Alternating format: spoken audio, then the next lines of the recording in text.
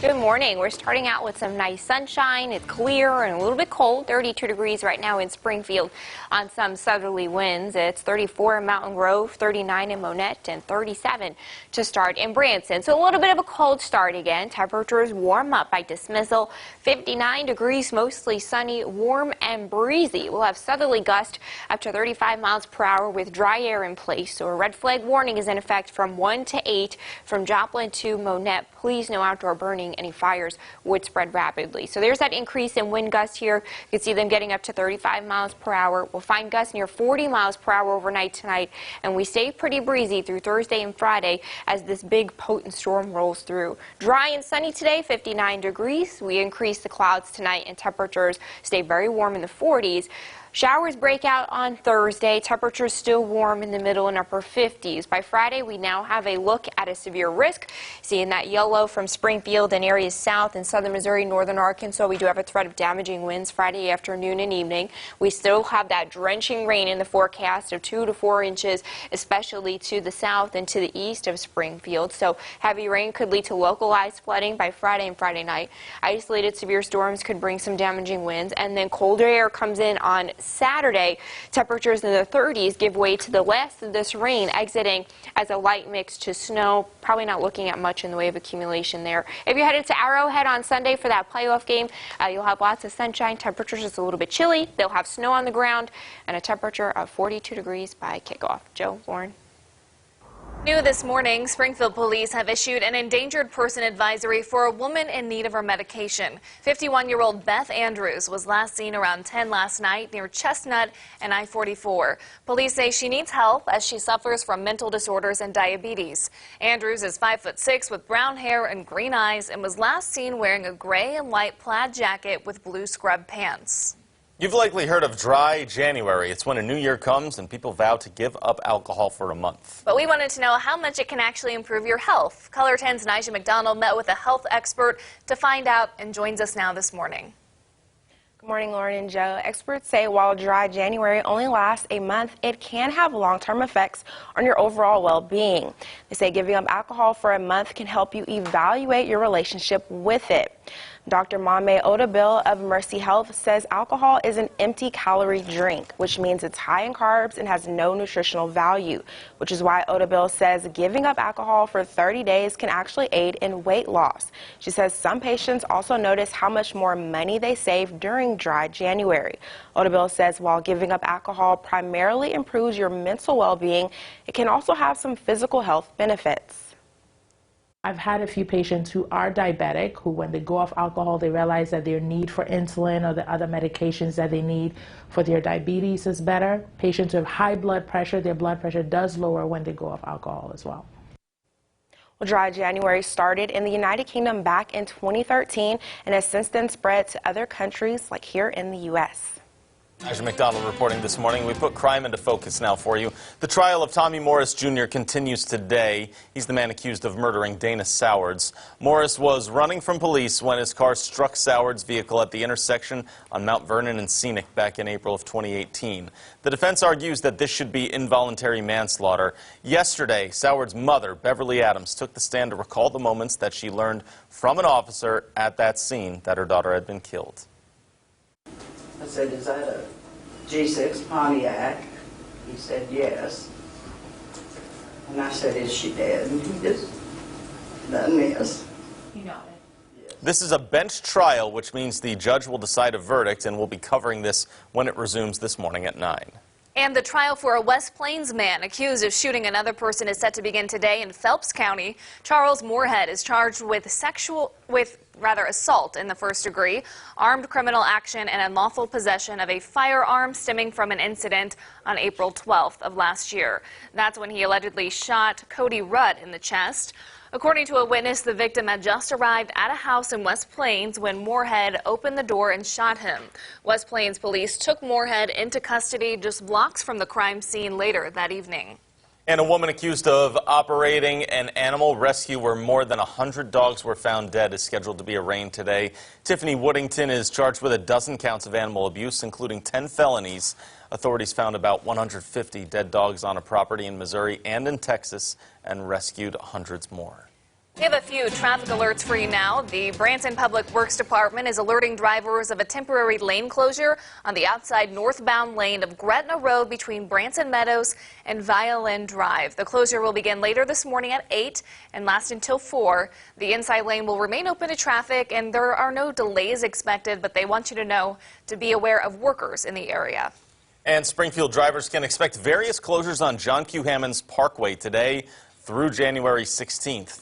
The closures are happening between Traffic Way and St. Louis Street for maintenance work.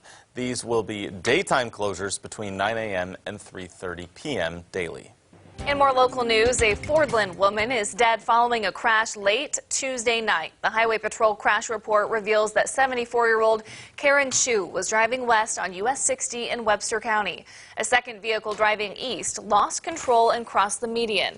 The two vehicles collided, killing Shu. The other driver was taken to the hospital in serious condition. And a 48-year-old man is in the hospital after being hit by a vehicle on U.S. Highway 54 in Camdenton. The victim was crossing the street in his motorized wheelchair when he was hit by the vehicle. Officers say traffic was heavy during the time. No word yet on how serious the victim's injuries are or if any charges were filed against the driver.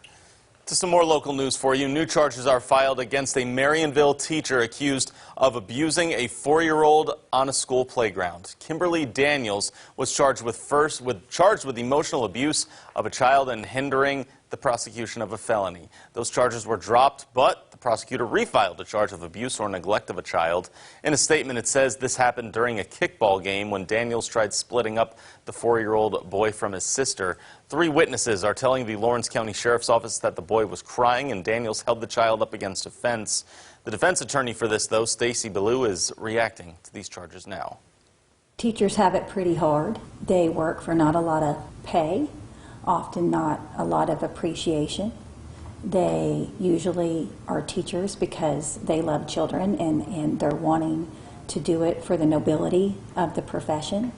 A charge like this would probably be a teacher's worst nightmare, I would imagine. There is video footage from the day of the incident, but it cuts out before the alleged abuse happens. Prosecutors were not available for comment. The Springfield Area Chamber of Commerce is holding its first event in their 60 Minutes to Success Business Workshop series today. This week, the focus will be on the implementation of new medical marijuana laws in Missouri and how those can affect businesses. The workshop goes from 11:45 this morning to 1 this afternoon at the Chamber of Commerce. Got some medical coverage for you happening this morning. People who need immediate medical care in North Springfield now have a new option. Ozarks Community Hospital is celebrating the opening of its new walk-in clinic in the 1500 block of Evergreen. That's off Glenstone near I-44. Clinic leaders say no appointments are necessary, and they've seen an increase in people looking for the services since those doors first opened.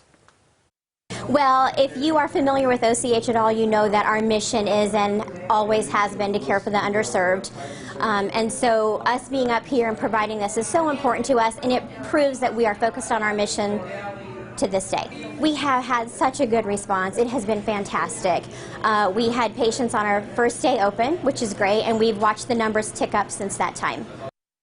And if you're interested, the clinic is open Monday through Friday from 8 to 5:30. A local hospital will soon be offering new health classes here in Springfield. Cox Health is looking to help improve pelvic issues in women. Studies show 1 in 3 women experience pelvic floor disorders. The classes will teach women about pelvic issues, core muscles, and treatment options.